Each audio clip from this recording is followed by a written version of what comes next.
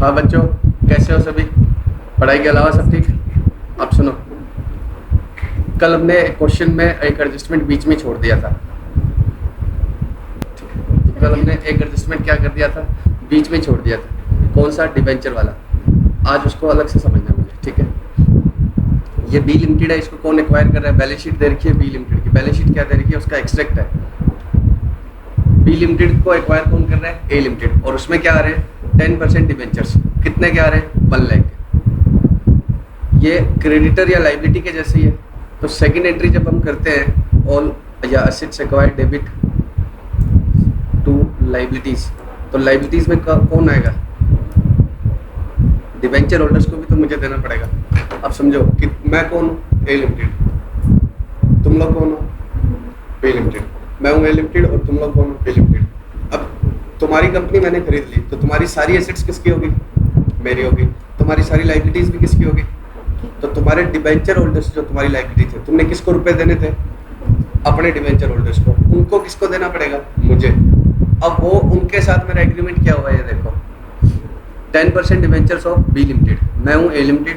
B limited के debentures को क्या करना है? Will be discharge at 20% premium. उनको मैंने क्या बोला कि तुम्हें क्या देंगे?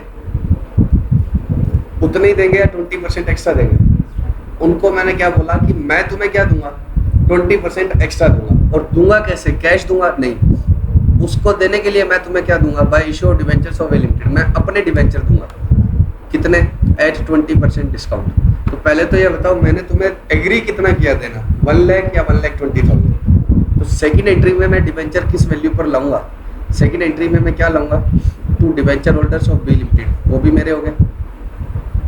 कितने पर लाऊंगा? 120 पे, क्योंकि मैंने तुम्हें एग्री कितने पर किया? 120 पे। अब अगर मैं तुम्हें 120 के लिए क्या दे देता हूँ? कैश दे देता हूँ, तब तो एंट्री क्या हो जाएगी? Debenture holders to cash. अब मैं इसके बदले में तुम्हें क्या दे दूँ? अपने ही डिबेंचर दे दूँ, तब एंट्री क्या हो जाएगी?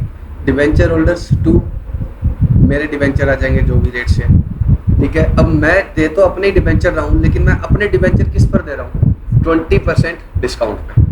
20% डिस्काउंट पे। तो पहले तो ये बताओ कि सेकंड एंट्री में कितने से आएगा?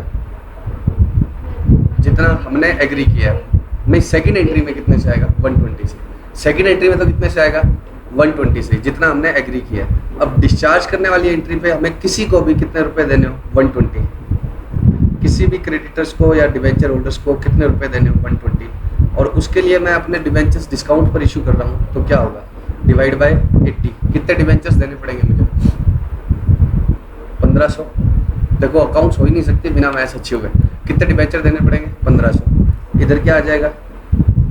टू ए लिमिटेड के डिबेंचर कितना? 1500 इंटू 100, 1.5 लाख। और डिस्काउंट कितना आ जाएगा? 1500 इंटू 20, कितना आ जाएगा? 30 लाख। पक्का? तो अगर इस तरह से लैंग्वेज दी हुई है, तो पहले हमें क्या देखना है? हम उसको लेकर कितने पर आए? लेकर कितने पर आए मतलब हमने उससे एग्री कितना किया? 120। तो सेकंड एंट्री में तो ये कितने से आएगा? 120 से। और फिर उसको डिस्चार्ज करेंगे, तब क्या देखना पड़ेगा कि हम उसको डिस्चार्ज कर रहे हैं तो अपने डिबेंचर कितने पर दे रहे हैं। पक्का? तो इस 20% डिस्काउंट का कोई रेलेवेंस नहीं है किसके अंदर? सेकंड एंट्री में, ठीक है? सेकंड एंट्री में क्या है? हम उसको कितना एग्री करके लाए, और डिस्चार्ज करने वाली एंट्री में इस 20% डिस्काउंट का है। हम उसको क्वेश्चन को देखें एक बार, जो कल हमने बीच में छोड़ दिया था, 9th क्वेश्चन।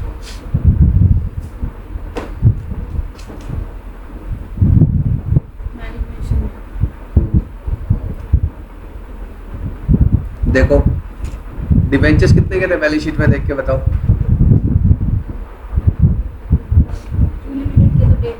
क्योंकि एक्वायर करने ना, तो 1.5 लाख के थे। अब थर्ड पॉइंट पढ़ो। 12% debentures of Q limited are to be paid at 8% premium. तो हम तो कितने पर एग्री किए हैं उसको? 8% एक्स्ट्रा। और हम अपना किस पर दे रहे हैं? 10% डिस्काउंट पे। तो बताओ सेकेंड एंट्री में कितना आएगा? 150 प्लस 8%, तो 12,000 एक्स्ट्रा हो जाएगा। 162। तो सेकंड एंट्री में तो ये कितने पर आएगा?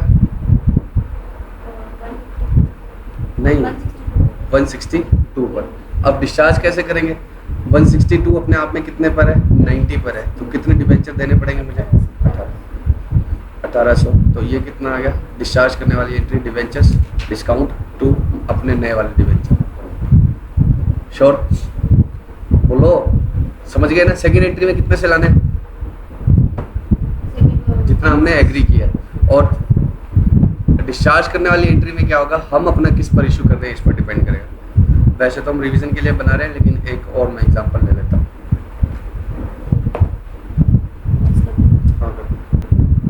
बच्चों ये क्वेश्चन और मैंने बनाया प्रैक्टिस के लिए। ये बी लिमिटेड की बैलेंस शीट है। बी लिमिटेड की बैलेंस शीट में डिवेंचर कितने के आ रहे हैं? 2 lakhs के। 10% debentures of B limited will be discharge at 10% discount by issue of debentures at 20% premium. आप अपने आप मुझे करके बताओ सेकंड एंट्री और डिस्चार्ज करने वाली एंट्री। वीडियो पॉज कर लो। सेकंड एंट्री में डिवेंचर कितने का आएगा बच्चों? सेकंड एंट्री में 2 debentures of B limited, debenture holders of B limited को हमने कितना देना किया है? इस बार हमने उनको बोला है कि हम तुम्हें 10% कम देंगे, तो कितना देंगे?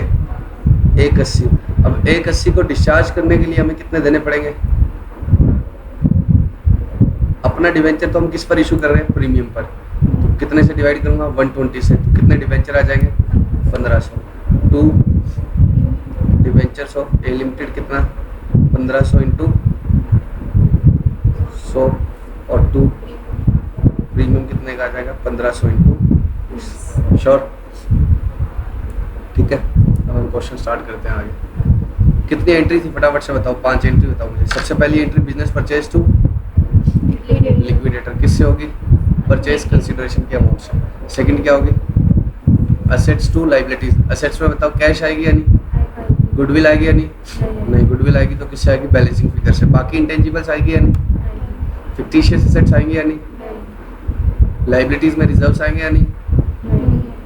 और डिबेंचर आएगा या नहीं? किस वैल्यू से आएगा? क्वेश्चन की लैंग्वेज पर डिपेंड करेगा। उसके बाद में कैपिटल नहीं आएगी, बोलो। डिफरेंस कहाँ जाएगा? गुडविल और सीआर में। थर्ड एंट्री क्या होती है? Liquidator to premium. बस एक याद, लिक्विडेटर टू प्रीमियम, क्योंकि बाकी तुम्हें याद रहेगा, प्रीमियम गलत कर दोगे। उसके बाद next goodwill to cash. Liquidation expense की एंट्री हम क्या करेंगे? Goodwill to cash. उसके बाद creditors to debtors, contra item को सेटल करने का। अभी तक मैंने आपको ये 5 एंट्री सिखाई है। क्वेश्चन नंबर 4 पर आओ। अच्छा, पीसी में क्या आता है? जो ओनर्स को दिया है, डिबेंचर्स को जो दिया है वो पीसी का पार्ट नहीं है। पीसी में क्या आएगा? जो इक्विटी शेयर होल्डर्स और प्रेफरेंस शेयर होल्डर्स को दिया परचेज। अभी जैसे क्वेश्चन किया था ना, इसमें हमने पीसी में 490 निकाला था ना लास्ट क्वेश्चन में, वो किसका किसका आएगा? जो इक्विटी शेयर होल्डर्स और preference share holders. Illustration 4, Neel limited and Gagan limited amalgamated to form a new company. Following is the draft balance sheet of Neel limited and Gagan limited. Capital, current liabilities, assets में क्या आ रहा है? Plant and machinery, building, current assets. Following are the additional information. Authorized capital of new company will be 25 lakhs divided into 1 lakh equity shares of rupees 25 each. उसके बाद liabilities of nil. Liabilities of nil includes 50,000 due to Gagan for the purchases made. Gagan made a profit of rupees 20% on sale to Neil Limited. Neil Limited has purchased goods costing rupees 10,000 from Gagan. All these goods are included in the current asset of Neil Limited. The assets of Neil Limited and Gagan Limited are to be revalued as under. The PC is to be discharged as follows. As under. Issued 24,000 equity shares of 25 each, fully paid in the proportion of their profitability in the preceding 2 years. Profits of the preceding 2 years are given below. C point, issue 12% preference shares of 10 each, fully paid at par, to provide income equivalent to 8% return on net asset in the business as on this date. After revaluation of the assets of Neil and Gagan Limited respectively, you are required to compute equity and preference shares to be issued PC. Entries पूछी ही नहीं है, सिर्फ क्या पूछा हुआ है? PC की amount और उसके लिए कितने इक्विटी और प्रेफरेंस शेयर इशू करने। पहले तो बताओ एक्वायरर कौन है, नील या गगन?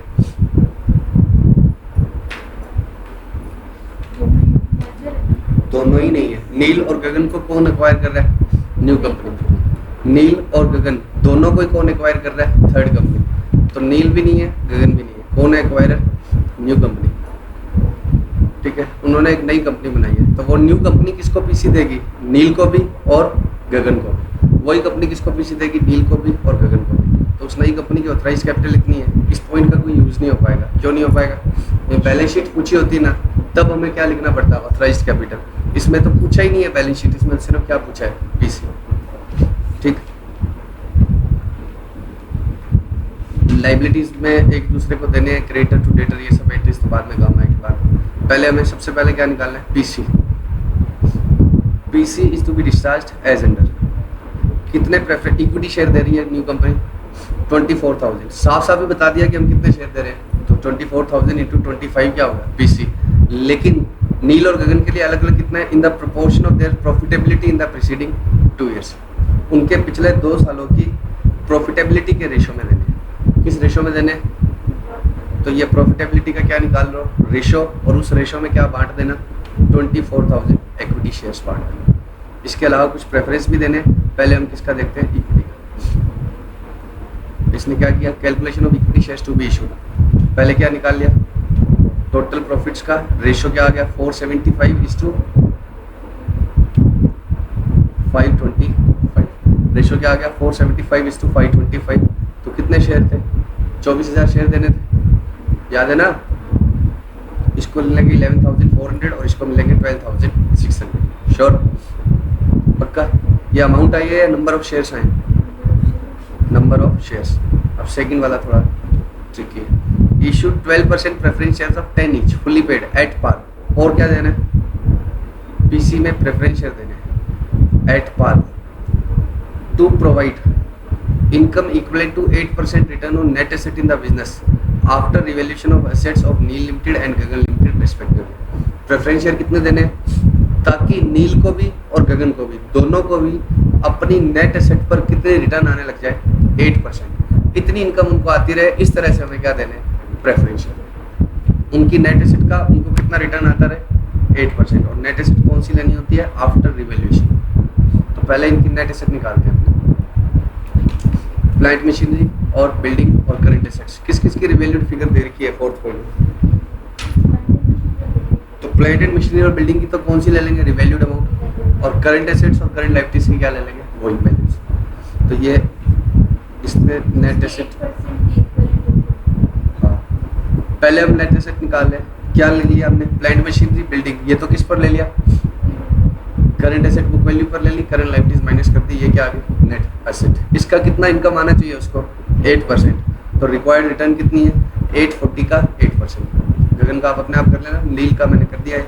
ये दोनों तो कहाँ से लिया है? रिवैल्यूड वाली, ये बुक वैल्यूज ली। ये आगे नेट एसेट। इसका कितना रिटर्न चाहिए इसको? 8%। तो उनको 67,800 की क्या आनी चाहिए? रिटर्न। किससे? प्रेफरेंस शेयर से। और प्रेफरेंस शेयर की डिविडेंड रेट क्या है? 12%। डिवाइड बाई 12 इंटू 100 समझते हो क्या? मतलब ये समझ रहे हो ना कि 560 के क्या देने चाहिए? ऐसे x मान के करूँ क्या? 2-4 घर बैठे मान लो कि x के प्रेफरेंस शेयर दूंगा, तो x का 12% क्या आना चाहिए? 67,200। तो x की वैल्यू क्या आ जाएगी? ये इधर आके डिवाइड में हो जाएगा या मल्टीप्लाई में। तो कितने रुपए के प्रेफरेंस शेयर देने पड़ेंगे? 560 के। और नंबर ऑफ शेयर्स कितने आ जाएंगे? 56,000। सर ये नंबर ऑफ शेयर्स क्यों निकाल रहा है? क्योंकि क्वेश्चन की रिक्वायरमेंट थी। इक्विटी के भी नंबर बताओ और प्रेफरेंस के भी नंबर बताओ, और फिर क्या बताओ? पीसी बताओ। तो पीसी बताओ, नील के लिए कितना पीसी आया? नील के इक्विटी शेयर कितने आए थे? 11,400। और एक इक्विटी शेयर की वैल्यू कितनी थी? 25। तो ये आ गया 11,400 इंटू 25। और ये प्रेफरेंस आया था 560। ठीक है, बस इतना ही। इस क्वेश्चन में किसका कोई रोल नहीं आया? एक तो इसका लायबिलिटीज है, एक दूसरे क्यों नहीं आया?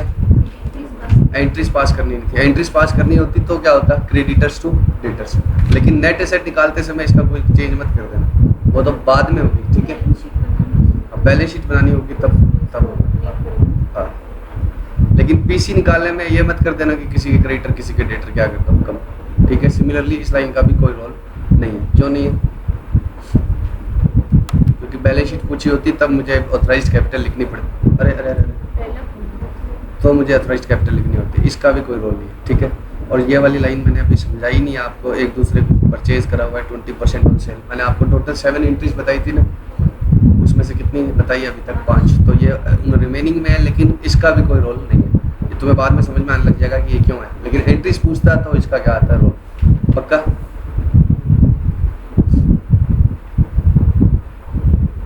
क्वेश्चन नंबर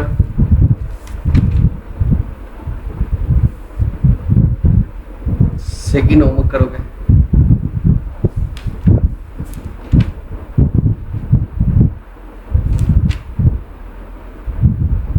थर्ड भी क्या करोगे होमवर्क? हाँ बच्चों, अब हम क्या स्टार्ट कर रहे हैं? Illustration 6th। The following is the draft balance sheet. The following draft balances are given as on 31 March 2001। Best limited and better limited, किसकी बैलेंस शीट दे रखी है? बेस्ट की भी और बेटर की। ठीक है, कौन किसको एक्वायर करेगा? The following further information is given. Better limited issued bonus shares on 1 April in the ratio 1 for every 2 held। तो अभी तो अमेलगमेशन जैसा लग ही नहीं रहा। अभी तो आपको पता है कि हम चैप्टर किसका कर रहे हैं? अमेलगमेशन का। लेकिन ये तो बीच में किसको मतलब फिट कर रहा है इसके अंदर? फर्स्ट ग्रुप को। बोनस किस में है? फर्स्ट ग्रुप में। और ऐसे थोड़ा बहुत करते हैं, ठीक है, एडवांस में आती है फर्स्ट ग्रुप की चीज़ें। उसके बाद it was agreed that best limited will take over the business of better. तो पहले तो बेटर क्या करेगी? Bonus issue. और फिर क्या होगा? बेस्ट एक्वायर कर लेगा किसको? बेटर। तो पहले तो बेटर क्या करेगी? बोनस इशू, फिर बेस्ट एक्वायर करेगा। On the basis of latest balance sheet the consideration taking in the form of allotment of shares of best limited. मतलब हम शेयर से ही क्या करेंगे? एक्वायर करेंगे, हम कैश नहीं दे रहे। ठीक है। The value of shares in best limited was considered to be 150 and shares in better limited were valued at 100 after the issue of bonus share. The allotment of share is to be made on the basis of these values.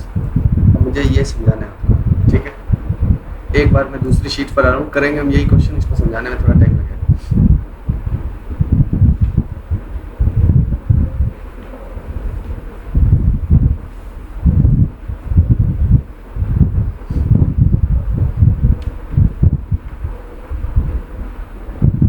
Balance sheet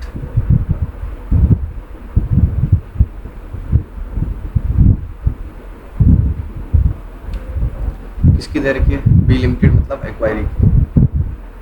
plant, stock, debtors, cash, creditors, debentures, equity share capital. 10,000 into 10 कितना आएगा? 1 lakh.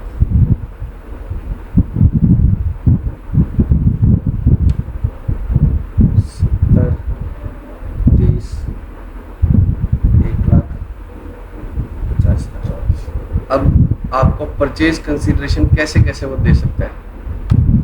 Number 1 ये क्या करना है? कर दो।